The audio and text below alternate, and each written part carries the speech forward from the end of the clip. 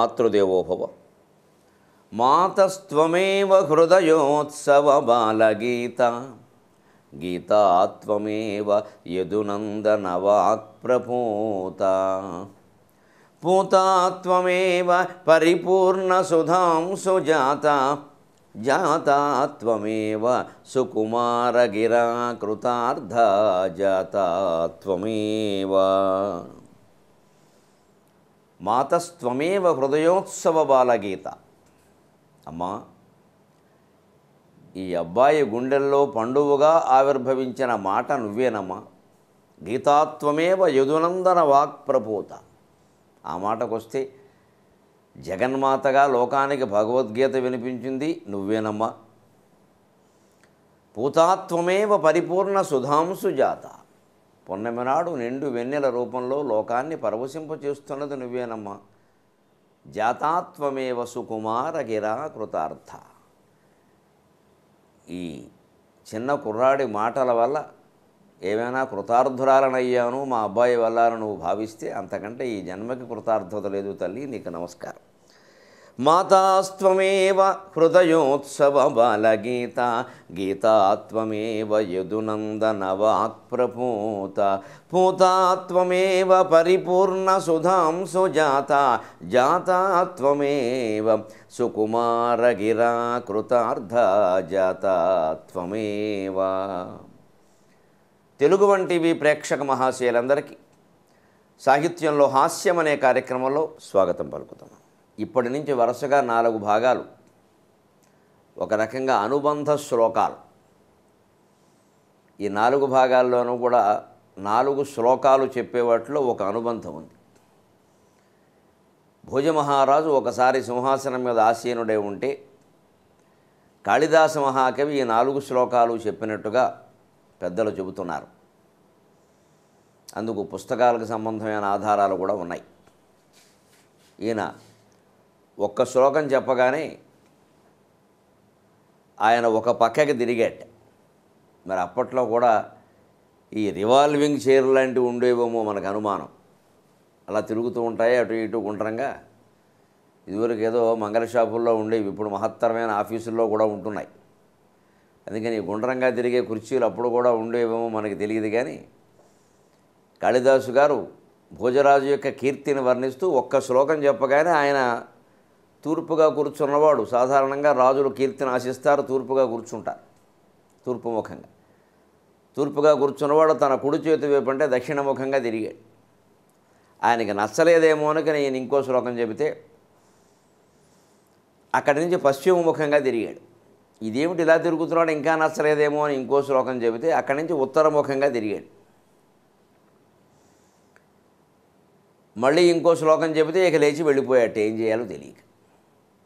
ఇంకా అప్పటికే రాజుగా కవి దిగాల పడి కూర్చుంటే మంత్రి గారు వచ్చి చెప్పారట, ఏమీ లేదు, రాజుగారు మీకు అపూర్వమైన బహుమతి ఒకటి ఇవ్వదలుచుకున్నారు, కానీ అది ఆయన నోటితో ఆయన చెప్పలేక వెళ్ళిపోయారు అన్నట్టు. ఆ అపూర్వమైన బహుమతి ఏమిటో, ఆయన ఎలా ఇచ్చాడో, ఈయన ఎలా పుచ్చుకున్నాడో మనం చూద్దాం. ముందు అంత అపూర్వంగా రాజుని మురిపింపజేసినటువంటి ఈ 4 శ్లోకాల్లో మొదటి శ్లోకాన్ని చూద్దాం. మహారాజా, మీ కీర్తి ఎటువంటిది అంటే, మహారాజ శ్రీమన్ జగతి యశసాతే ధవళితే, మహారాజ శ్రీమన్ జగతి యశసాతే ధవళితే, పయఃపారావారం పరమపురుషోయం మృగయతే, పయఃపారావారం పరమపురుషోయం మృగయతే, కపర్దే కైలాసం కరివరమభౌమం కులిశభృతు, కపర్దే కైలాసం కరివరమభౌమం కులిశభృతు, కళానాథం రాహు కళానాథం రాహు కమలభవనో హంసమధునా, కళానాథం రాహు కమలభవనో హంసమధునా, మహారాజ శ్రీమన్ జగతి యశసాతే ధవళితే. ఇది మొదటి శ్లోకం. ఇందులో ఉండే అపూర్వమైన భావ సమ్మోహనం ఏమిటి అంటే శక్తి. ఆ సమ్మోహన శక్తి కీర్తిని సాధారణంగా తెలుపు రంగుతో వర్ణిస్తారు, అపకీర్తిని నలుపు రంగుతో పోలుస్తారు. తెల్లగా ఉంటుంది కాబట్టి మహారాజ శ్రీమన్, ఓ శ్రీమంతుడమైన మహారాజా, జగతి తే ధవళితే తే యశసా ధవళితే జగతి, జగత్తంతా నీ కీర్తి వ్యాపించి మొత్తం తెల్లగా అయిపోయింది. ఏదో శారదలయరి భామినులు అని మొల్ల రామాయణంలో చెప్పినట్టుగా స్త్రీలందరూ సరస్వతీదేవుల్లాగే కనపడుతున్నట్టు. ఎందుకంటే సరస్వతీదేవి తెల్లగా ఉంటుంది. ఈ కీర్తి వ్యాపించేసరికి అంతా తెల్లగా అయిపోతే మరి అందరూ స్త్రీలు తెల్లగానే ఉన్నారు, అందరూ సరస్వతీదేవిలాగా కనిపిస్తున్నారు. అలాగా మీ కీర్తి జగత్తంతా వ్యాపించేసరికి అంతా తెలుపు మయమైపోయిందండి. దాంతో ఏది తెలుపో ఏది నలుపో గుర్తుపట్టడానికి నలుపు అనేది ఉంటే కదా, మొత్తం అన్నీ తెలిపే. అందుకని దేవతల చిక్కుల్లో పడ్డారట, మానవులు కాదుట. ఎందుకని? లోకంలో కొన్ని వస్తువులు తెల్లగా ప్రసిద్ధంగా ఉన్నాయి, తెలుపు అనగానే ఆ వస్తువులు గుర్తొస్తాయి. శివుడు వెండికొండ, బ్రహ్మగారి హంసవాహనం, విష్ణువు యొక్క పాలసముద్రం, దేవేంద్రుని యొక్క వాహనం ఐరావతం, అలాగే చంద్రుణ్ణి మింగేటువంటి రాహువు, ఇవన్నీ గుర్తొస్తాయి. చంద్రుడు. ఇక ఇవి కలిగిన వాళ్ళు ఇబ్బందులు పడ్డారట. పయఃపారావారం పరమ పురుషోయం మృగయతి, పరమపురుష పురుషోత్తముడైనటువంటి నారాయణమూర్తి నా పాలసముద్రం ఎక్కడుంది, నా పాలసముద్రం ఎక్కడుందని వెతుక్కోవడం వాళ్ళేంటి. అదేమిటి, ఆయన అందులోనే ఉంటాడు కదంటే, ఎప్పుడు అందులోనే ఉంటాడు ఏమిటి? ఇంకేం పుట్టింటికి అత్తారింటికి వెళ్ళడా? ఆయనకేం ఉద్యోగం లేదా, సద్యోగం లేదా? ఆయన పనులు ఆయనకుంటే ఏ రావణాసురునో చంపడానికి వెళ్ళాడు, భూమి మీద అవతరించాడు అనుకుందాం, దానికి ఏముంది, ఔచిత్యానికి లోటేముంది. మళ్ళీ వైకుంఠానికి వెళ్ళాడు, వైకుంఠం అంటే పాలసముద్రం పెడితే పాలసముద్రం కనపడాలి, ఎందుకని అన్ని సముద్రాలు తెల్లగానే ఉన్నాయి. అందులో ఆయన పాలసముద్రం ఏదో గుర్తుపట్టలేకపోయాడు. పరమపురుష అయం పయఃపారావారం మృగయతి. ఎంత విచిత్రం అండి. భోజమహారాజు యొక్క కీర్తి నలుదిక్కులకి 14 లోకాలకి వ్యాపించడం వల్ల వైకుంఠంలో కూడా వ్యాపించి పాలసముద్రం కూడా తో సహా, పాలసముద్రం తెల్లగానే ఉంటుంది, అది ఇంకాస్త తెల్లబడింది. దాంతోపాటు అన్ని సముద్రాలు తెల్లబడిపోతే ఏది పాలసముద్రమో తెలియక ఇబ్బంది పడ్డాడు. నా సముద్రం ఎక్కడ పోయింది, ఎక్కడ ఉండాలి ఇప్పుడు? రావణాసురుడు అంటే చంపేసాం, తిరిగి మరి సొంతిల్లు అంటూ ఒకటి ఉండాలా వద్దా మనిషికైనా దేవుడికైనా? ఏంది ఎంతసేపు తిరుగుతూ ఉంటాడు, కాసేపు తిరుపతిలో, కాసేపు ఇంకో చోటాను. ఎన్నాళ్ళు ఉండనిస్తారు పరాయి వాళ్ళ ఇంటో? ఎక్కడైనా 7 కొండలు, అసలే 2 కొండలు ఉంచి మిగిలిన 5 కొండలు వేరే వాళ్ళకి ఇచ్చేసే ప్రభుత్వాలు కూడా వచ్చాయి. అందుకని ఎక్కడ ఉండనిస్తారని మన ఇల్లంటూ మనకు ఉండాలి కదా అని పాపం భగవంతుడు కూడా శ్రీ వెంకటేశ్వర స్వామి, శ్రీ మహావిష్ణువు నా పాలసముద్రం ఏమైందని అన్ని సముద్రాలు తెల్లగా ఉన్నాయి, పాలసముద్రాన్ని గుర్తుపట్టడం ఎలాగా? కపర్దీ కైలాసం, శివుడు కైలాసం మృగయతే, కైలాస పర్వతం ఎక్కడుందని వెతుక్కుంటాడు. ఎందుకని? అన్ని పర్వతాలు వెండి తెల్లగా మారిపోయినాయి. వెండికొండ హిమాలయ పర్వతం తెల్లగా ఉంటుంది. ఇప్పుడు హిమాలయం కాదు, వింధ్య పర్వతం, ఏదో గంధమాదనం, నీలగిరి అంటే నల్లగా ఉంటుంది, అది కూడా తెల్లగా మారిపోయి, అదే నీలగిరో వెండిగిరో తెలియకుండా అన్నీ తెల్లగా మారిపోతే నా వెండికొండేది అంటున్నట్టే. ఆయన ఎక్కడికో వెళ్ళాడు, గజాసురుడు కడుపులోకి వెళ్ళాడు వాడు ప్రార్థిస్తే. మళ్ళీ వచ్చేసరికి వెండికొండ కాకుండా అన్ని వెండికొండలే ఉన్నాయి, ఈయన బంగారు కొండ ఈయనకు దొరకడం లేదు. అందుకని వెండికొండ ఎక్కడుందని వెతుక్కుంటున్నట్టు. కరివరమభౌమం కులిశభృతు, ఇంద్రుడు సరే ఏ రాక్షసులో దండయాత్ర చేస్తే దాక్కుందుకు ఎక్కడికో వెళ్ళిపోయాడు. మళ్ళీ తర్వాత ఆ దండయాత్ర ముగిశాక వచ్చాడు, తన ఐరావతాన్ని వెతుక్కుంటున్నాడు. అన్ని ఏనుగులు తెల్లగానే ఉన్నాయి, ఐరావతం ఏదో తెలియట్లేదు. కరివరం అభౌమం, అభౌమం అంటే దేవతా సంబంధం, భౌమం అంటే భూమికి సంబంధం, అభౌమం అంటే దేవతా సంబంధం, భౌతికం అభౌతికం లాగే. అంతే దేవతా సంబంధమైన ఏనుగంటే ఐరావతం ఎక్కడుందని వెతుక్కుంటున్నాడు. కళానాథం రాహువు ఆయన తెల్లగా ఉండడు, కానీ ఆయన మింగేటువంటి చంద్రుడు తెల్లగా ఉండడు. చంద్రగ్రహణ సమయం వచ్చింది, పూర్ణిమ, మింగుదామంటే చంద్రుడెవరో, సూర్యుడెవరో, ఇంకో శుక్రుడెవరో, కుజుడెవరో తెలియట్లా, అంతా తెల్లగానే ఉన్నారు. ఇప్పుడు ఒకటి మింగపోయి ఒకటి మింగితే గొంతులోకి దిగుతుందో దిగదో, ఓ బిళ్ళ కాకుండా ఇంకో బిళ్ళ వేసుకుంటే అలాగే మందు బిళ్ళ. అందుకని కళానాథం రాహువు, ఆ కళానాథుడిని వెతుక్కుంటూ రాహువు కూడా చాలా ఇబ్బంది పడ్డాడు. కళానాథం రాహువు, చివరికి మొత్తం సృష్టికి కారణమైన బ్రహ్మదేవుడు కూడా ఇబ్బంది పడ్డట. కమల భవనో హంసమధునా, కమలాన్ని నుంచి పుట్టినటువంటి పద్మభవుడు అయినటువంటి పద్మోదరుడు అయినటువంటి వాడు, పద్మోదరుడు విష్ణువు, పద్మభవుడు పద్మమునకు పుట్టినవాడు, తామర తమ్మిచూలి ఆయన బ్రహ్మదేవుడు కూడా కంగారు పడ్డాడా. ఎందుకంటే హంసం మధున, హంస తెల్లగా ఉంటుంది. హంస ఏమిటి, ఇప్పుడు కాకి కూడా తెల్లగానే ఉంది, ఈయన కీర్తిలో మునిగిపోయి. అందుకని ఏది హంసో తెలియట్లేదు. అందుకని ఇలాగ హంస వెతుక్కుంటూ, తెల్లని హంస, అన్నీ తెల్లగా ఉండడం వల్ల, అన్ని పక్షులు తెల్లగా ఉండడం వల్ల హంసను వెతుక్కుంటూ బ్రహ్మదేవుడు, అన్ని పర్వతాలు అన్ని సముద్రాలు తెల్లగా ఉండడం వల్ల బాలసముద్రాన్ని వెతుక్కుంటూ విష్ణువు, అన్ని కొండలు వెండి కొండల్లాగే ఉండడం వల్ల వెండి కొండ ఏది అని వెతుక్కుంటూ శివుడు, అందరూ తెల్లగానే ఉండడం వల్ల అన్ని గ్రహాలు చంద్రుడేడని వెతుక్కుంటూ రాహువు, అన్ని ఏనుగులు ఐరావతంలాగా తెల్లగానే ఉండడం వల్ల ఐరావతం ఏదని వెతుక్కుంటూ ఇంద్రుడు, మొత్తం మీద అందరూ నానా ఇబ్బందులు పడుతున్నారు. మహారాజా అనగానే ఈయన తూర్పు ముఖంగా ఉన్నవాడు దక్షిణముఖంగా తిరిగేట్టే. ఏమిటో అప్పుడు పాపం కాళిదాసు అనుకున్నట్టే, ఏమిటో ఇలాంటి వేరే మాటలు చెప్తే ఇలాగే ఉంటుంది, రాజులు సంతోషించేలా మాట్లాడాలి, ఏమిటో ఇవన్నీ బ్రహ్మదేవుడు విష్ణువు అయోమయంలో పడ్డారంటే నమ్ముతారా, బహుశా దేవతలను అవమానించానని ఏమైనా బాధ కలిగిందేమో అని ఊరుకున్నట్టు. సరే, మరి తర్వాత మళ్ళీ ఆయన్ని సంతోషపెట్టడం కోసం ఇంకెంత బాగా చెప్పాలి అనుకుని ఏం చెప్పాడో తర్వాత భాగంలో చూద్దాం. ఈ వారం ఒక మంచి తెలుగు పద్యం. ధనువందీయుము లక్ష్మణాయన యశోదాసూనుడాత్రంబుగన్. సమస్యాపూర్ణాలు తెలుగులో అవధానాల్లో చాలా అద్భుతంగా ఉంటాయి. ముఖ్యంగా అవధానానికి హాజరై ఆ సమస్యాపూర్ణం ఒక్కటి వింటే మనుషుల బుద్ధి బాగా వికసిస్తుంది. ముఖ్యంగా విద్యార్థులకి ఊహాశక్తి, తెలివితేటలు పెరగాలన్నా, ధారణ పెరగాలన్నా ఈ అవధానాలు చూపించాలి బాగా. అవధానం ఎక్కడ జరిగినా సరే, ఎంత దూరంలో అయినా తీసుకెళ్ళి చూపించాలి. ఒక 2-3 గంటలు పడుతుంది, కూర్చోవాలి, ఓపికగా చూడాలి. ఏ సినిమా చూడడంలా, సినిమా కంటే ఎక్కువసేపు అయితే పట్టదు. సినిమా వల్ల తెలివితేటలు నాశనం అవుతున్నాయి, పైగా క్రూరమైన ఆలోచనలు వస్తున్నాయి. అవధానాల వల్ల తెలివితేటలు పెరుగుతాయి, మంచి శూరవంతమైన ఆలోచనలు వస్తాయి. అది క్రూరమైన ఆలోచన, ఇది శూరప్రదమైన ఆలోచన.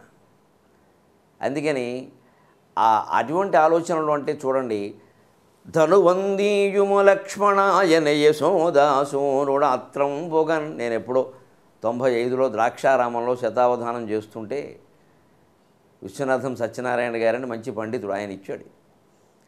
ధనువందీయుము లక్ష్మణాయన యశోదాసూనుడాత్రంబుగన్. కృష్ణుడు యశోదాసూనుడు అంటే, లక్ష్మణ నా ధనువెక్కడా, నా ధనువెక్కడా తీసుకురా అన్నట్టు. కృష్ణుడు ఎందుకు అంటాడండి? రాముడు అనగానే ఆ మాట. అదే మరి విచిత్రం, అందుకే సమస్య. అంటే దాన్ని ఊహించాలి, రామాయణ కథలోకి వెళ్ళాలి. మరి కృష్ణుడు రామాయణ కథ ఎందుకు వింటాడో వినొచ్చు, కవిగారు తలుచుకుంటే వింటాడు. ఇదే ఊహాశాలిత అంట. ఎందుకు వినరు? తనువున్వల్చిన బాలకృష్ణుని యశోదాదేవి గీతంబులందున జోల్వాడుచు.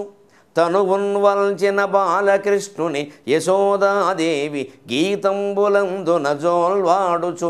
రామగాథల మహత్తుం దెల్పను కొట్టుచున్, రామగాథల మహత్తుం దెల్పను కొట్టుచున్.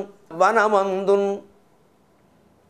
వనసీమన్ జనకాత్మజన్ చెరగొనెన్ పౌలస్త్యుడన్ సన్న. వనసీమన్ జనకాత్మజన్ చెరగొనెన్ పౌలస్త్యుడన్ సన్న. నాధనువందీయుము లక్ష్మణాయనే యశోదాసూనుడాత్రంబుగన్. నాధనువందీయుము లక్ష్మణాయనే యశోదాసూనుడాత్రంబుగన్. యశోదాదేవి బాలకృష్ణుడిని ఉయ్యాల్లో పడుకోబెట్టి జోల పాడుతోంది. జోల పాడేటప్పుడు ఏవో పూర్వ పురాణ కథలన్నీ జోలగా పాడతారు. మరి జో అచ్యుతానంద జో జో ముకుంద. అప్పటికి ఆయనే అచ్యుతుడు, ఆనందం. ఆయనకి ఏం పాడతాం? అన్నమాచార్య ఇంకా అప్పటికి ఆ కీర్తన రాయలేదు. అన్నమాచార్య తర్వాత పుట్టాడు, కృష్ణుడు చాలా ముందు పుట్టాడు, అంతే కదా. అందుకని మరి అప్పటికి ఏం పాడాలి? రామాయణం పాడాలి. ఎందుకంటే భాగవతం, భారతం కంటే ముందే జరిగిందిగా రామాయణం. ఆ రామావతారం కృష్ణుడిదేగా పూర్వజన్మలో. అందుకని రామకథలు ఏవో పాడుతోంది ఆవిడ. అధ్యాత్మ రామాయణ వినవే పార్వతీ హిమశైలశోతి వినవే పార్వతీ అని అధ్యాత్మ రామాయణంలాగా ఏదో పాడుతుంది ఆవిడ. లేదా మరి పిల్లాడు పడుకోడు.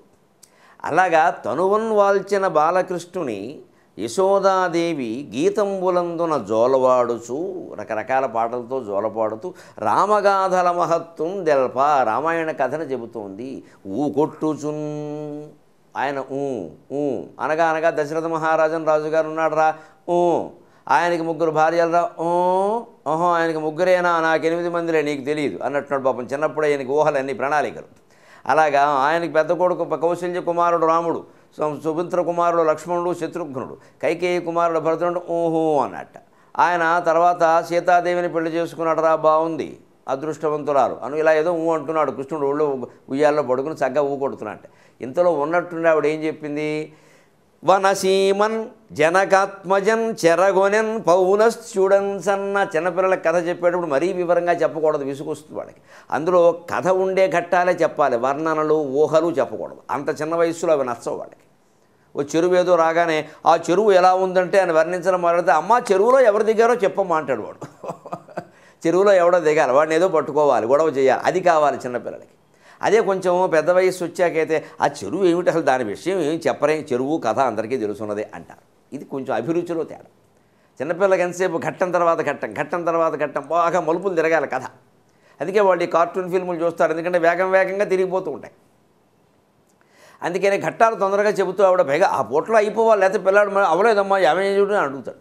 రావణాసురుడు వచ్చాడురా వనవాసం చేస్తుంటే సీతాదేవిని ఎత్తుకుపోయాడు అన్నట్టు వెంటనే వనసీమన్ జనగాత్మజన్ చెరగొనెన్ పౌలస్యుడన్ సన్న నాథను వందీయుము లక్ష్మణాయని యశోదాసోనుడాత్రంబుగన్.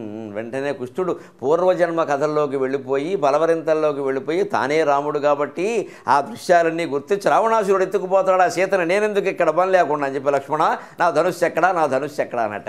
యశోదాదేవి కంగారు పడింది. ఈయన పూర్వజన్మలో రావడం ఆవిడికి తెలియదుగా, ఈయనకి తెలుసుడు కానీ. అందుకని ఇది ఏమిటి పిల్లాడు ఇలా అంటున్నాడు. గోలాంగూల ముదిప్పి గోవురజమున్ గోమూత్రమున్ జల్లుచున్.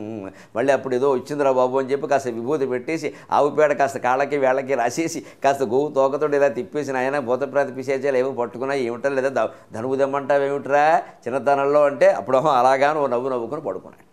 ఇంత చమత్కారంగా సమస్యలను పూర్తి చేయొచ్చు. దీనికి ఆధారం కృష్ణకర్ణామృతంలో లీలాశుకుని యొక్క మాట ఉండనే ఉంది.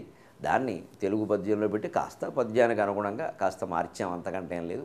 సరికొత్త ఊహలు కూడా ఉంటాయి. అవధానాల వల్ల ప్రయోజనం ప్రధానంగా ఏమిటంటే మన ఊహాశక్తి బాగా పెరుగుతుంది. దత్తపదులు లాంటివి కనుక చూసినట్టయితే అసలు అనేక పదాలని అటు విరిచి ఇటు విరిచి ఆ అర్థాలు మార్చేయడం ఎలాగా అనేది కూడా అర్థమవుతుంది. ఇది జీవితంలో తర్వాత బాగా సర్దుకుపోవడం ఎలాగో తెలియజేస్తుంది మనకి. ఎందుకంటే దత్తపదుల్లో ఏదో డ్రాయరు బనీను లాంటి మాటలు కూడా ఇస్తారు. ఆ బని ఓదాంటోకి ఎనో ఓదాంటోకి పెట్టి మనం పద్యం చెప్పామనుకోండి, ఇలా ఇంగ్లీష్ పదాలను కూడా తెలుగు పదాల కింద సర్దేసుకోవడం మార్చేసుకోవడం అలవాటైతే ఇంగ్లీష్ వాళ్ళతో కూడా మనం సర్దేసుకోవచ్చు. ఎవరితోనైనా సర్దుకుపోవడం, ఎలాగైనా ఇమిడిపోవడం, అటు ఇటు మార్చుకోగలగడం బాగా అలవాటు అవుతుంది. అందుకని ఇలాగా అవధానాల వల్ల చాలా ప్రయోజనాలు ఉన్నాయి. ఈ వారం ఒక మంచి జాతీయం, ఏదైనా పెద్ద ప్రమాదం జరిగి అందులో కొంచెం బయటపడితే చావు తప్పి కన్నులు ఒట్టబోయిందమ్మా, ఈ పూటకు సుఖంగా ఉన్నాం అంతే చాలంట. ఈ చావు తప్పి కన్నులు ఒట్టబోవడం మీద అది ఏర్పడడానికి ఒక గమ్మత్తైనటువంటి సంఘటన ఉంది. శంకరాచార్య స్వామి ఉండేటువంటి కాలంలో కుమారుల భట్టు అని ఒక పండితుడు ఉండేవాడు. ఆయన మహానుభావుడు, వైదిక శ్రేష్ఠుడు, కర్మకాండను బాగా నమ్మినవాడు, వైదిక ధర్మాన్ని నమ్మినవాడు. కానీ ఆ రోజుల్లో ఈ వైదిక ధర్మానికి వ్యతిరేకంగా బౌద్ధ మతం బాగా ఎక్కువైపోతూ ఉంటే ఆయన తట్టుకోలేకపోయాడు. ఈవేళ హిందువులు చాలామంది క్రైస్తవ మత వ్యాప్తి ఎక్కువైపోయింది, పల్లెటూళ్ళన్నీ మార్చేస్తున్నారు అని ఎలా చాలా క్షోభ పడుతున్నారో ఆవేళ బౌద్ధ మతం వల్ల అదే క్షోభ హిందూ మతం అనుభవించింది. చివరికి బౌద్ధ మతం ఏమైందో తెలుసు, హిందూ ధర్మంలో కలిసిపోయింది. ఇప్పుడు బౌద్ధం ఊరికే ఉందన్న పేరే కానీ ఎక్కడ దాని ప్రభావం ఏం లేదు. వాడు కూడా శుభ్రంగా మాంసం కొట్టేస్తున్నారు. ఇంకా బౌద్ధం ఎందుకు? అన్ని మతాలు అంతే, ఏదో అనుకుంటారు మారుస్తారు, ఏమీ మార్చేది లేదు, మళ్ళీ వచ్చి హిందూ ధర్మంలో కలవడమే. ఎందుకంటే ఇందులో లేని దేవుడు లేడు, లేని వ్యవహారం లేదు, దీన్ని మించినటువంటి ధర్మం లేదు, దీనికి పూర్వం ఏది లేదు, దీని తర్వాత ఏది ఉండదు. అంచేత ఆద్యంతరహితమైనది భగవంతుడిలాగా హిందూ ధర్మం ఒక్కటే. అందుకని ఆ భయం ఏం అక్కర్లేదు. కానీ సరదాకి ఆ కుమారుల భట్టుకి బౌద్ధ పండితులకి ఒక వాదన జరిగినప్పుడు కుమారుల భట్టు వర్గంలో ఒక ఆయన, లేదా ఆయనే అనుకుంటాను, వేదములు సత్యం అని వాదించాట అని. చివరికి ఆ పట్టుదల ఎక్కువైపోయి ఏదో మన రాజకీయ నాయకులు అంటే ఏదో మేము అందులో కలిపేస్తాం ఇందులో కలిపేస్తాం లేదా సన్యాసం చేస్తాం అంటారు. మళ్ళీ ఆ మాటలన్నీ పాటించరు. కొందరు పాటిస్తారు, కొందరు పాటించరు. పాటించినా కానీ మళ్ళీ ఏదో చేస్తారు. కానీ వాళ్ళు అలా కాదు, మాట అంటే మాటే. అంటే ఒక పర్వతం మీదకి ఎక్కి అయినా వేదములు సత్యములైతే నేను మరణించకుండా బతుకుతాను అని కిందికి దూకేశాట. బతికాడు, ఏం మరణించలేదు, కానీ కనుపోయింది. అందరూ సంతోషించారు ఆయన బతికినందుకు. కానీ ఇదేమిటి కన్నుపోవడం ఏంటి, పోతే ప్రాణమే పోవాలి. కానీ ఎందుకు జరిగింది అలాగా అంటే పెద్దలు వ్యాఖ్యానించారు. వేదములు సత్యములు అయితే అన్నాడు ఆయన. అయితే అనకూడదు, వేదములు సత్యములు కాబట్టి నేను బతుకుతాను అని దూకేయాలి అంతే. సత్యములు అయితే అంటున్నాడంటే ఆయనకే అనుమానంగా ఉందన్నమాట లోపల. ఆ కించిత్ అనుమానం ప్రకటించడం వల్ల చావు తప్పి కన్నులు ఒట్టబోయిందని. అలాంటి సామెత అటువంటి ఘట్టాల వల్ల వచ్చిందని అంటూ ఉంటారు.